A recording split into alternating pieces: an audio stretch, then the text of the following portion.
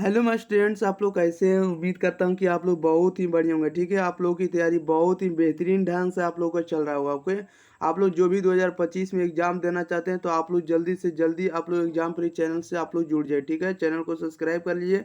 और हम बात करें कि आज के जो वीडियो रहने वाले हैं क्लास 12 के, आज के वीडियो में हम आपको क्लास 12 के इकोनॉमिक्स यानी अर्थशास्त्र के आज हम लोग चैप्टर नंबर 11 जिसका नाम है सरकारी बजट एवं अर्थव्यवस्था, इसका आज हम लोग 57 ऑब्जेक्टिव यानी 57 ऑब्जेक्टिव को इस वीडियो में हम लोग कवर करने वाले हैं, याद करने वाले हैं। ठीक है, जो भी 2025 में परीक्षा देंगे उनके लिए बहुत ही इंपॉर्टेंट वीडियो ये रहने वाला है, क्योंकि आर्ट्स वालों के लिए बहुत ही कम वीडियो मिल रहा है सब जगह, इसलिए हम आपको प्रोवाइड कर रहे हैं एकदम कंटेंट बाय कंटेंट। इसलिए आप लोग इस वीडियो को जरूर शेयर करिएगा अपने भाई बहन के पास। ठीक है, अगर लगता है कि हमें 450 नंबर से ऊपर अंक लाना है या तो टॉप करना है तो आप लोग इस चैनल से जरूर जुड़ जाइए, ताकि आपको एग्जाम से पहले और आपको जो भी को मंथली वाइज एग्जाम होगा आपको पहले क्वेश्चन दिया जाएगा। ठीक है, सभी तरह का आपको VVI सब्जेक्टिव और ऑब्जेक्टिव चैनल पर आपको सबसे पहले मिलेगा, इसलिए जल्दी से जल्दी आप लोग जरूर जुड़ जाइए। ओके, तो चलिए तो हम लोग स्टार्ट करते हैं। उससे पहले हम बता दें कि प्रत्येक आंसर आप लोगों को 5 से 10 सेकंड के अंदर आप लोगों को बताते चलना है।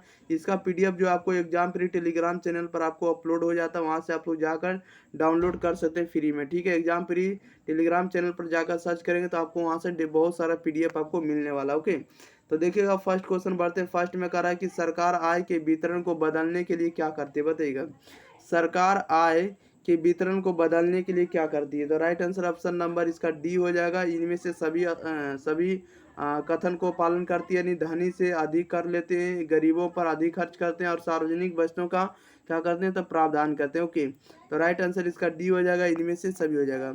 नेक्स्ट क्वेश्चन लेते हैं। क्वेश्चन नंबर देखिएगा आप लोग दो नंबर में कह रहा है किस राजकोषीय उपाय के अंतर्गत न्यून मांग को सही करने हेतु नहीं किया जाता, बताइएगा। किस राजकोषीय उपाय के अंतर्गत न्यून मांग को सही करने हेतु नहीं किया जाता है, तो नहीं किया जाता है तो करारोपण को लिए option number B right answer हो जाएगा। 3 में करा है निम्नलिखित में से कौन सी राजस्व प्राप्ति नहीं, बताइएगा। राजस्व प्राप्ति कौन नहीं होगा, तो ऋणों की वसूली करना राजस्व प्राप्ति नहीं होगी, ये राइट आंसर हो जाएगा। 4 में करा है कि निम्नांकित में कौन जो है वस्तु कर नहीं है, तो वस्तु कर नहीं है तो आयकर जो है आपको वस्तु कर नहीं है, डी राइट आंसर हो जाएगा। नेक्स्ट क्वेश्चन लेते हैं। क्वेश्चन नंबर देखिएगा आप लोग 5 नंबर में कह रहा है सरकारी बजट में प्राथमिक घाटा शून्य होगा जब क्या होगा, बताइएगा। सरकारी बजट में प्राथमिक घाटा शून्य होगा जब क्या होगा, तो जब आपको राजकोषीय घाटा ब्याज भुगतान के बराबर होगा, सी राइट आंसर हो जाएगा। 6 में कह रहा है निम्नलिखित में उसे कौन गैर कर राजस्व है, बताइएगा। तो कह रहा है निम्नलिखित में से उसे कौन गैर कर राजस्व है, तो लाभांश आपको जो है गैर राजस्व कर है। Okay, option number C right answer हो जाएगा। नेक्स्ट क्वेश्चन ले लेते हैं। क्वेश्चन नंबर देखिएगा आप लोग 7 नंबर में कह रहा है सरकार द्वारा लाभांश ब्याज इत्यादि के रूप में संग्रहित प्राप्तियां किस रूप में जानी जाती है, बताइएगा। कह रहा है कि सरकार द्वारा लाभांश ब्याज इत्यादि के रूप में संग्रहित प्राप्तियां किस रूप में जानी जाती है, तो गैर कर राजस्व के रूप में।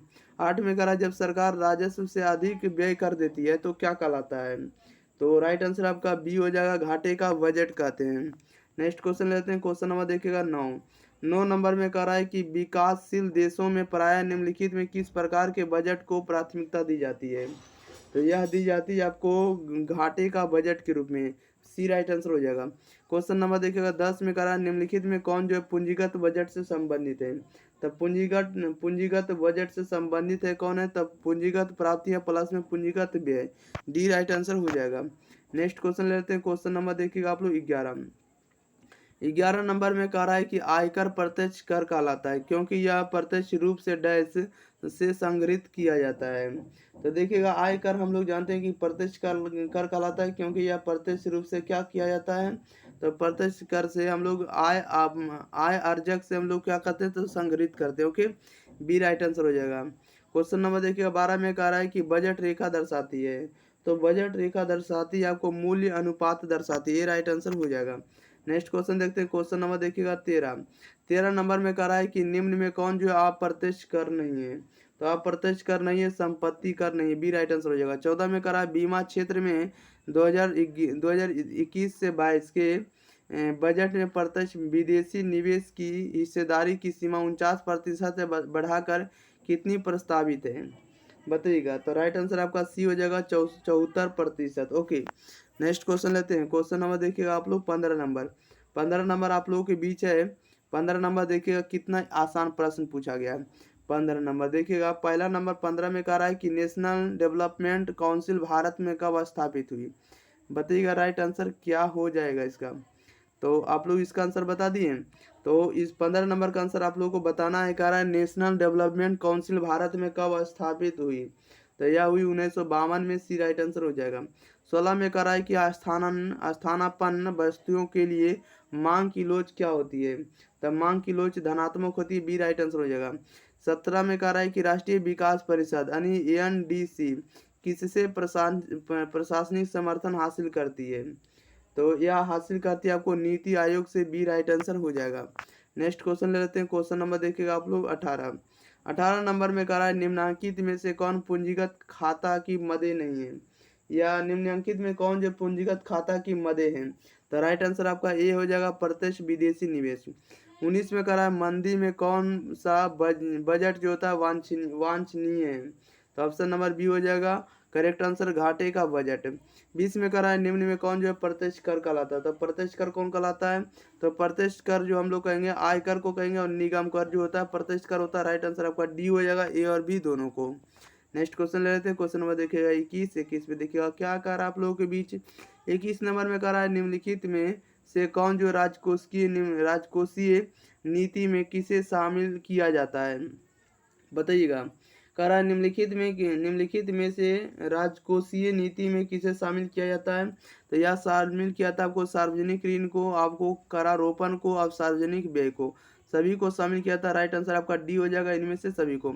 22 में कह रहा है निम्नलिखित में से कौन सा घाटा सरकार की उधार आवश्यकताओं को की ओर इशारा करता है। तो यह इशारा करता है आपको राजकोषीय घाटा को, option number C right answer हो जाएगा। नेक्स्ट क्वेश्चन लेते हैं। क्वेश्चन नंबर देखिएगा 23। 23 नंबर में कह रहा है केंद्र सरकार के कर राजस्व के अंतर्गत निम्नलिखित में कौन शामिल नहीं है।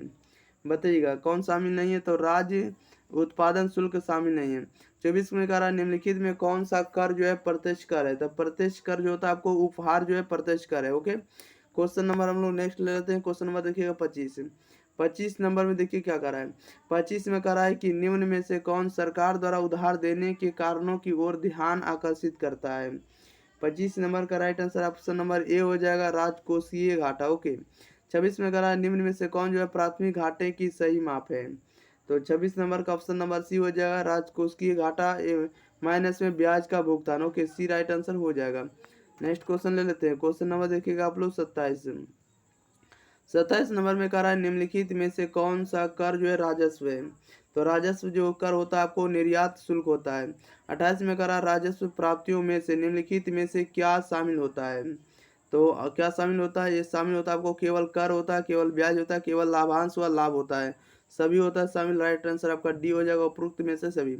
29 में कह रहा है निम्न में से कौन जो होता है अप्रत्यक्ष कर है। तो अप्रत्यक्ष कर क्या होता है।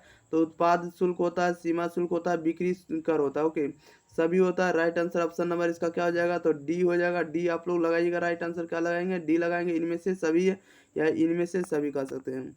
नेक्स्ट क्वेश्चन ले लेते हैं। क्वेश्चन नंबर देखिएगा आप लोग 30 नंबर। 30 नंबर आप लोगों के बीच है। कह रहा है पूंजीगत प्राप्तियों में निम्नलिखित में से क्या शामिल होता है।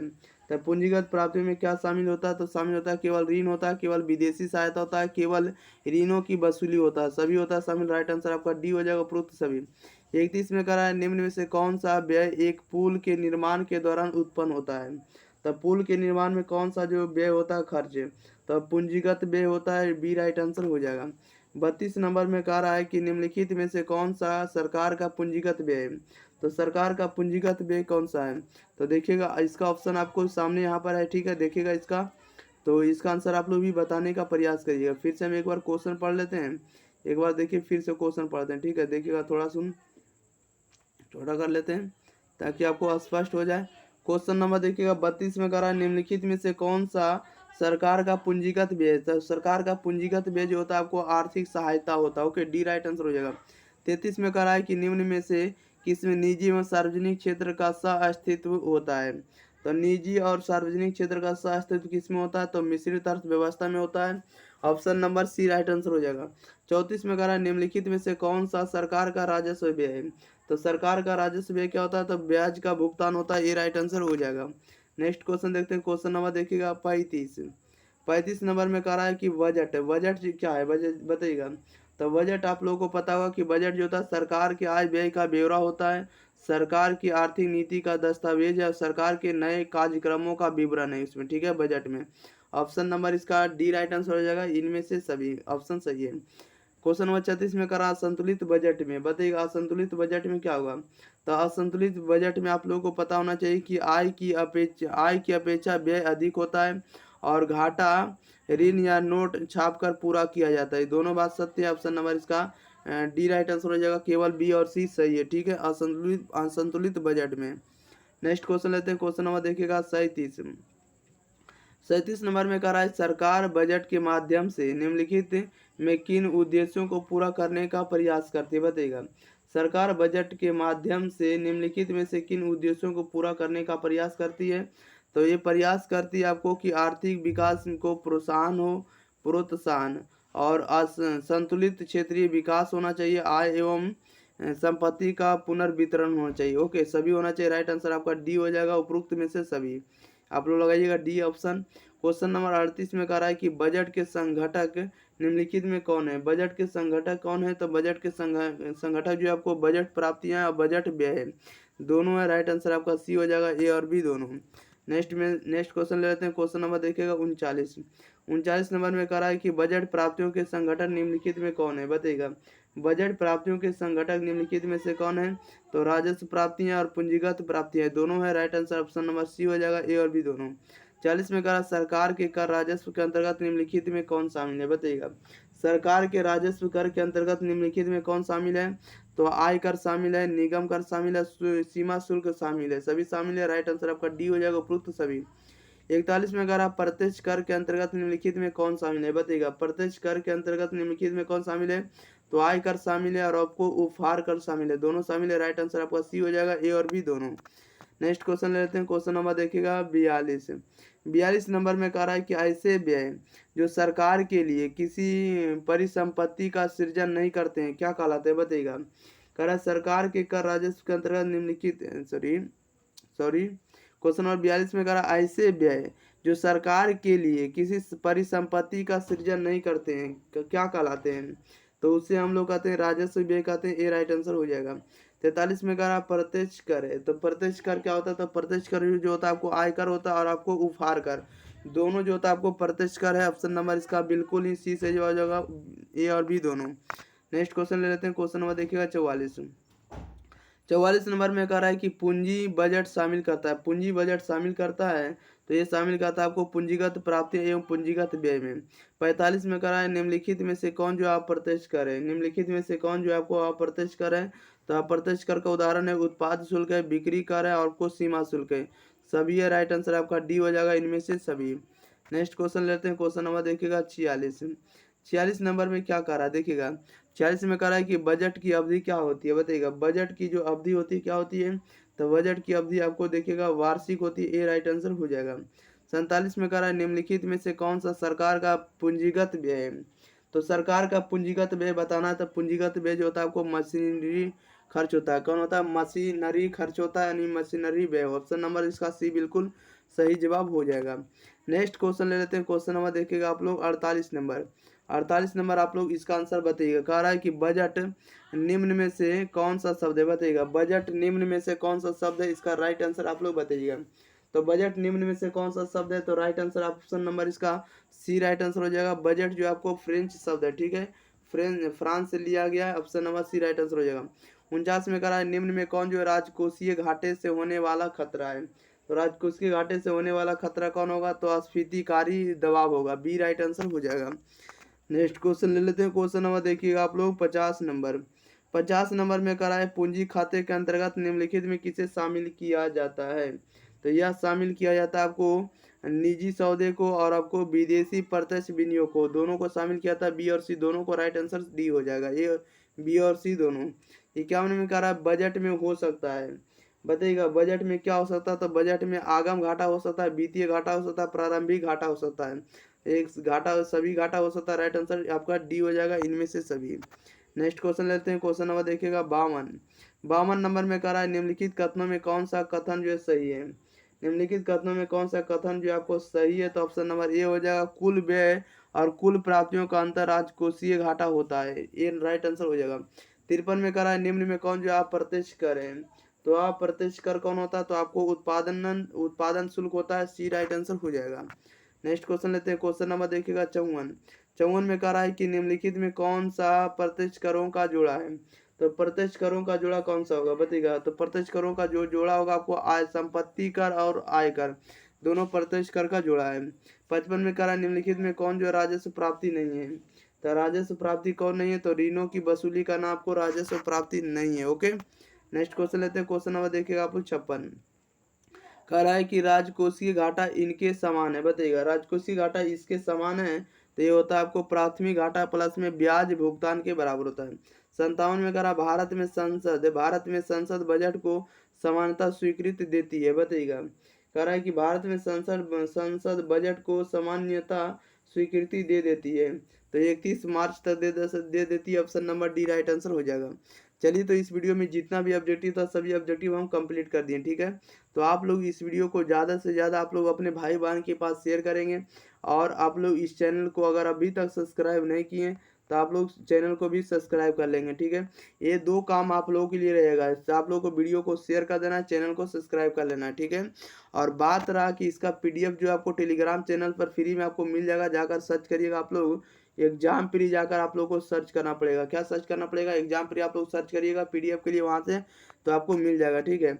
आप लोग जो भी होगा इस वीडियो का लिंक आप लोग स्टेटस पर आप लोग जरूर लगाइएगा, ठीक है। व्हाट्सअप हो, टेलीग्राम हो, चाहे फेसबुक हो, किसी भी तरह का आप लोग चलाते होंगे, सोशल मीडिया का यूज करते होंगे, तो वहाँ पर आप लोगों को स्टेटस जरूर लगा देना है, ठीक है। एक बार तो आप लोग लगा ही सकते हैं, क्योंकि आप ही के सपोर्ट से कुछ भी हो सकता है। आप एक छोटे भाई को आप लोग जरूर सपोर्ट करिए, वीडियो को शेयर करिए, चैनल को सब्सक्राइब करवाइए। और अगर आप लोगों को किसी भी तरह का दिक्कत होता है, परेशानी होता है, तो आप हमें छोटे भाई समझकर आप हमें जरूर बताने पूछने की कृपा करेंगे, हम आपको बताएंगे। ओके, तो मिलते हैं अगले वीडियो के साथ, तब तक के लिए thank you for watching this video, धन्यवाद।